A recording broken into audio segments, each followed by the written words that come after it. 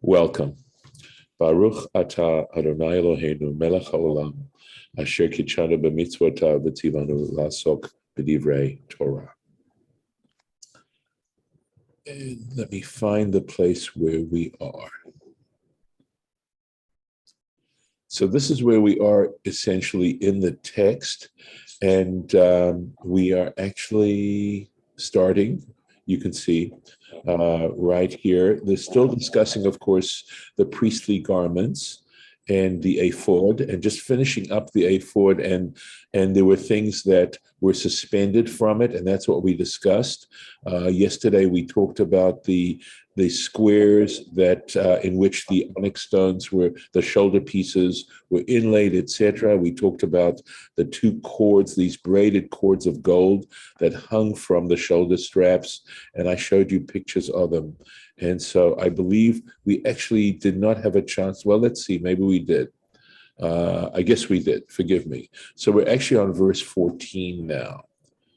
So, Vasita, so this is a new piece. Vasita choshen mishpat. A choshen is a breastplate. Mishpat of judgment. Ma'aseh choshev, the work, and the choshev, lachshov means to think. And so I think I might even call it a nice translation, would be a skilled craftsman. In other words, this takes a certain amount of skill in which to create such a thing. And let's just finish it off, the sentence on the next page here. K'ma'aseh ephod, like the work of the ephod, ta'asenu, you should make it. Zahav, out of gold, tchelet, blue, the argaman, and purple, utolat shani, and crimson. They translate tolat. I looked up the translation. They translate it as yarns. But yarns, of course, don't necessarily tell you, does it, what exactly it means. And what's interesting, somebody is going to need to mute, if you will. Just check and make sure you're muted, because I'm getting some feedback. Tolat, the word tolat actually means a worm. So the question is, does it mean silk or does it mean wool?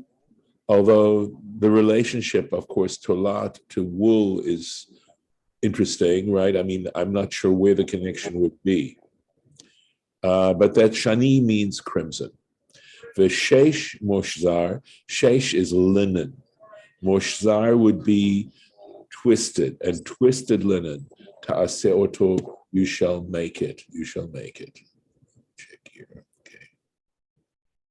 Yeah. So let's take a look at the Rashi now. So as you can see, the Torah is giving us some details.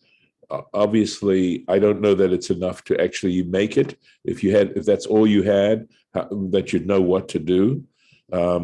It does go on a little bit further to explain the dimensions of it and its shape, and we'll see a picture of it. So Rashi discusses this term choshen mishpat, a breastplate of judgment. Okay. But let me see. I'm looking to see. Yeah, apparently we actually we did not do the Rashi up here. That's where I have my marking. So I'm going to go back to verse 14 and look at the Rashi on verse 14, just to be a little bit complete here. So that was about sharsharot zahav, right? The chains of gold. And he translates that simply as another word. The ra and the la, if you think about it, ra and a la come from the same part of the mouth. So another word for this is shalshalaot. And that also means a chain, a link with links. So normally it means that.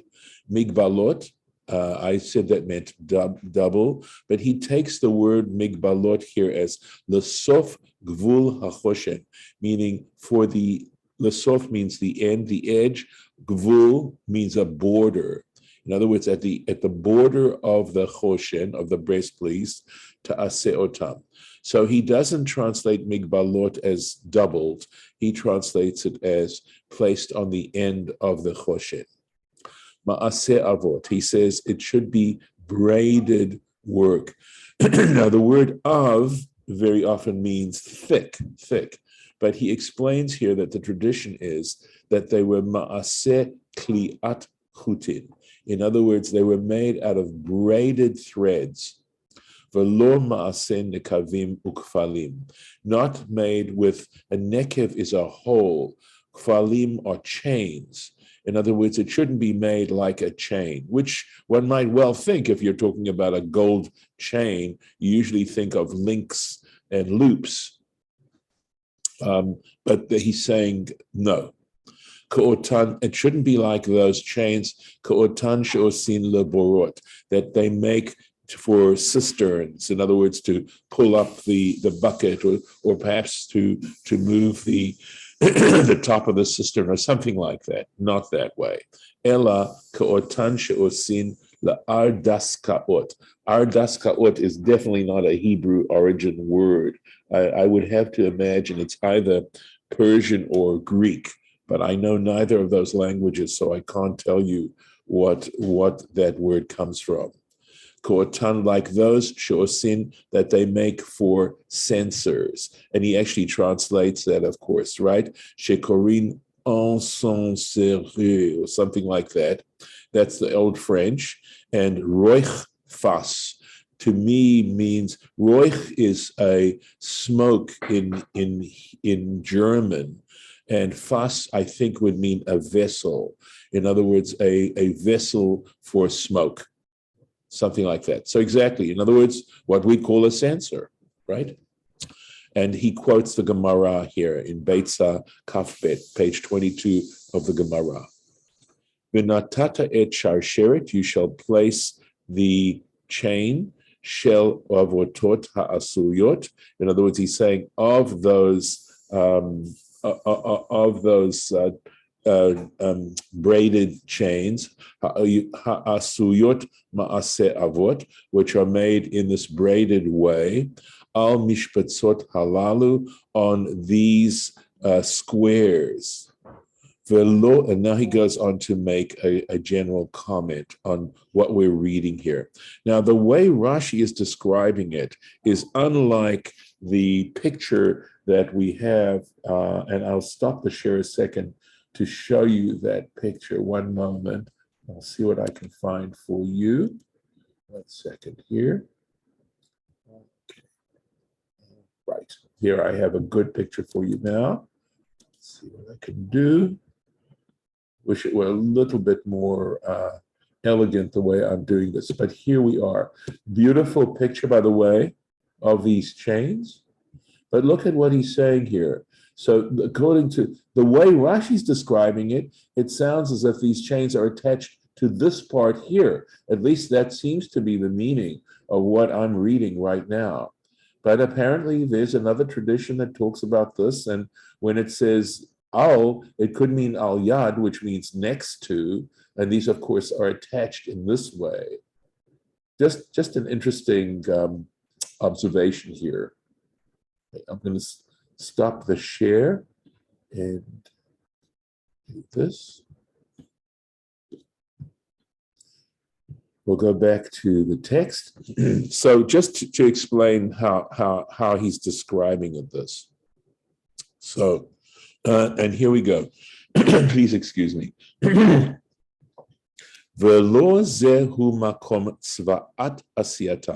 He says, but please note, this is not the place where the instructions are being given for how they're to be fabricated. Shel sharot, of the chains. This is not the place. He's going to tell you, it's just a description. Velo tzva'at kviotan, nor is it the place where where we have the actual command to place them. The ein ta'aseh ha'amur kan, and you should not understand the word ta'aseh here, right? You shouldn't understand it. I'm looking to see if we can find it. Here we go. Here's the word ta'aseh in the actual text of the Torah. He says, don't understand that word here, which is stated here, lashon sivui. It is not It is not a command. It's not an imperative. V'natata ha'amurkan, and nor is the word v'natata that is said, and you shall place ha'amurkan, which is stated here, lashon sivui. It's not in the imperative. Ela lashon atid. Here we should understand it as the imperfect, simply saying it's what's going to happen. It's just a description of how this is going to work out. Ki beparshat hachoshen. Why? Because in the paragraph dealing with the breastplate itself, choser, it goes back, it repeats, umatsu, I think this is umitzvato, al asiyatan, and there is the actual command regarding their fabrication, for al kviutan, and where they need to be placed. V'lo nichtav kan. So the question, of course, is now big. So why are we writing it here? So Rashi's going to try and answer that question.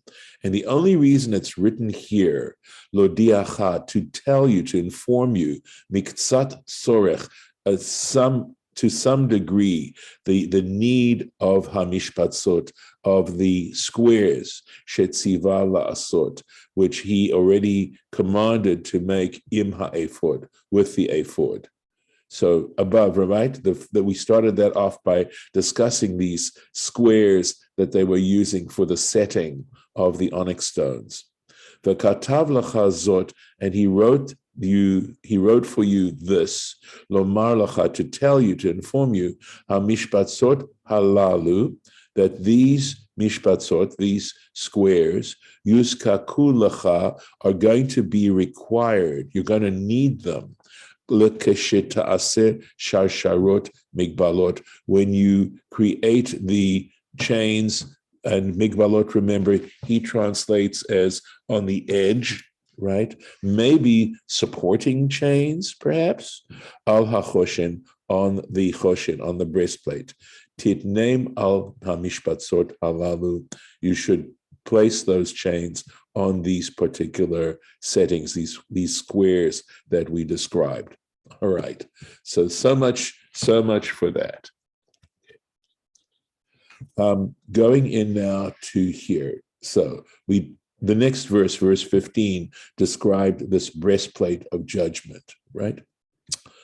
So why do we call it breastplate of judgment? And here Rashi tells you what this comes to atone for. Remember, I mentioned how each garment mentioned here that the high priest wore came as a sign of atonement of some kind. And shemechaper means it atones. So Yom Kippur is spelled Kaf Pei Vav Resh, right? The Day of Atonement. Shemechaper, this is the verb. It atones al kilkul hadin, regarding perversion of judgment. So that's what this comes to atone for. And when you say it atones for it, my sense is that it's making us aware that the idea is that we should be very aware of the particular sins that the high priest, that all these garments come to atone for, and recognize them.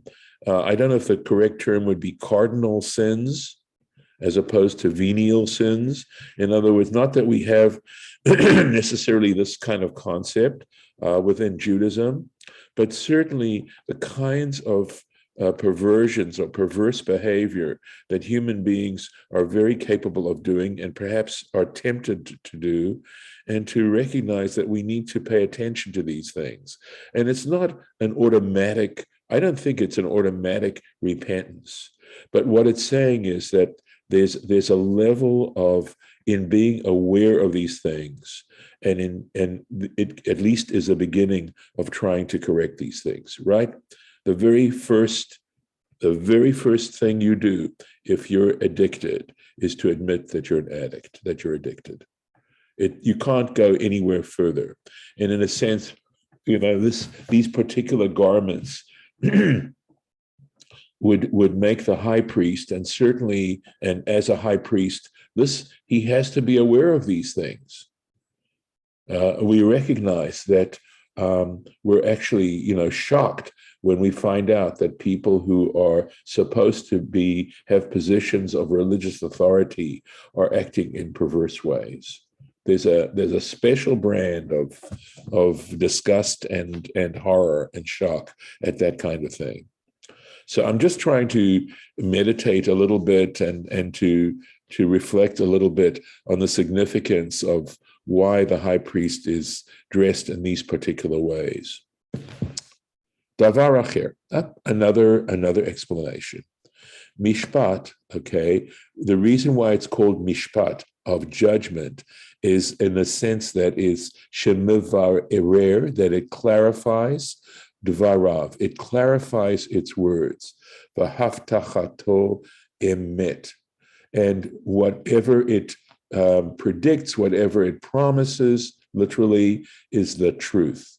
And here is the French word, okay, it looks like derisement, or something like that. And ois führen means to execute in German, ausführen. So I'm not sure if the Yiddish has a little bit of a different denotation, but that was the best I could do under the circumstances.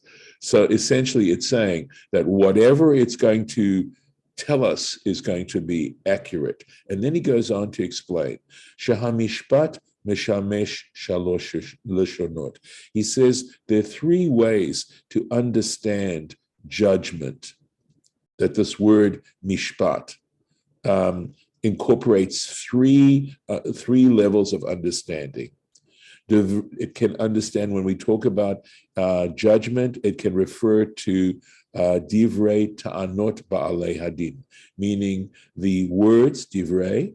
Ta'anot would be the pleas or the arguments, ba'alei hadin would be the litigants. In other words, that's part of what goes into a judgment, is the claims of those involved in litigating the case. Another one, ugmar, it can also refer to gemar hadin, which would be the sentence, or the conclusion of the judgment. The onesh hadin, and here it refers to the actual execution of punishment. Im onesh mita, whether that punishment, the sentence has to be death, mita, if it's capital. Im onesh makot, or it is stripes, meaning being beaten.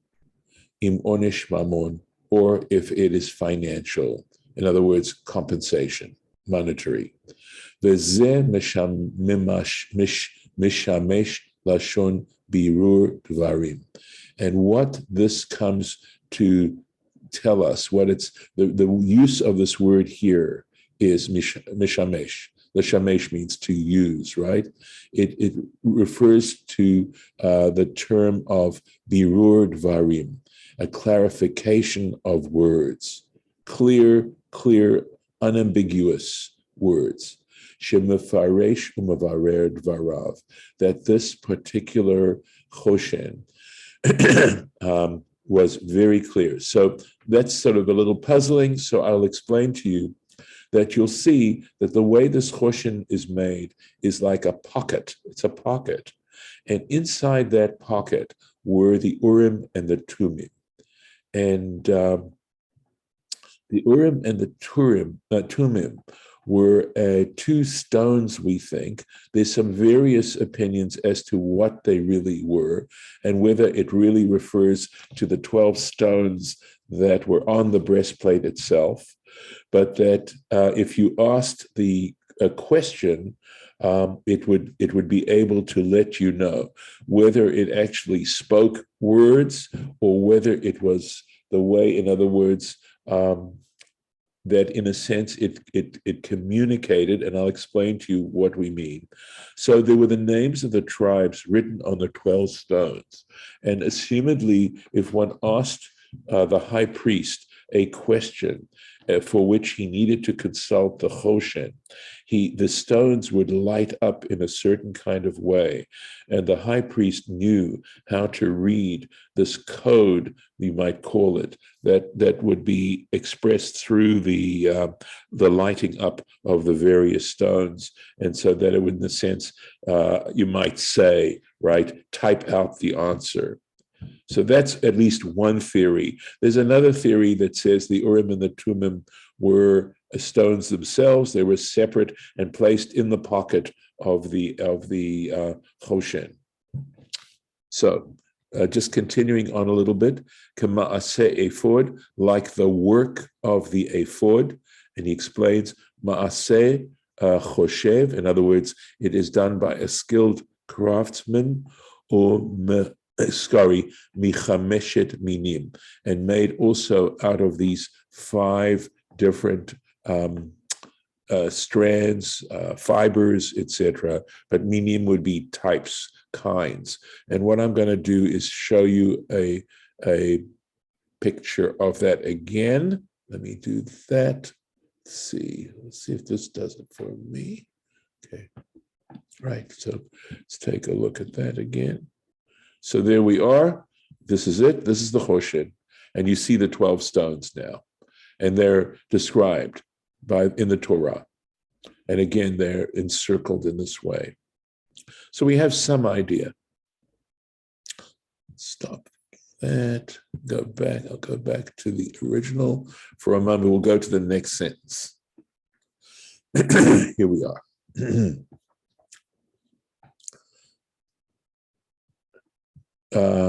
Ravua yiyeh, it should be square, kaful, folded over, zeret or ko, a handbreadth its length, vezeret rochvo, and a hand length its width. And then it'll go on to describe the actual stones that were put in it, that were inlaid. So here we go. I'll just do the Rashi here. Zeret or korva zeret rochbo, right? A handbreadth its length, a handbreadth its width. Kaful, okay, it is doubled. Umutal lo lefanav, and it's placed in front of him, in front of the high priest, keneged libo, opposite his heart. Shine'emar, as it states in the text, Vahayu al lev Aharon, and they should be placed over Aaron's heart. Talui bekitfot ha'ephod, and they are suspended by the shoulder straps of the ephod, habaot me'acharav, which come up from behind him, al ktefav, over his shoulders, v'nik palot, and are doubled. In other words, they doubled over. They come over his shoulders and down a little bit. The yordot lefanav, and come down before him, ma'at, a little bit. V'hachoshin talui bahim, the breastplate is suspended on them, through them, b'shar sharot, through those chains, the tabaot, and the rings, kamo shemufurash ba'inyan, as will be explained in the matter. Let me see what I can do here to show you what we're talking about. Here we are. So this is a handbreadth, this is a handbreadth, and this is the double, and this is folded up behind, and to make the pocket that I mentioned. And I will look to see if I can find one other illustration for you. Give me a moment, if I can find it quickly. Let's see here. Okay. All right, I have 2 pictures that I want to show you. Okay. And this too, give me a moment. And I'm going to go back and show you these illustrations. Let me see what I can do here. Okay, so this is the one I want to show you. These are the shoulder straps that he's talking about, right? You can see how they're attached to the ephod, and they come over his shoulders, and then they come over the top. Now you can see how they come over the top and are attached to the breastplate, right there to the choshen, what he's describing. So I'm going to stop the share. And let's see.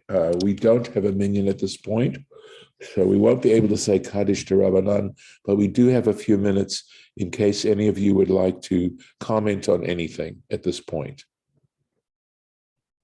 Any thoughts? All right, I will stop the recording and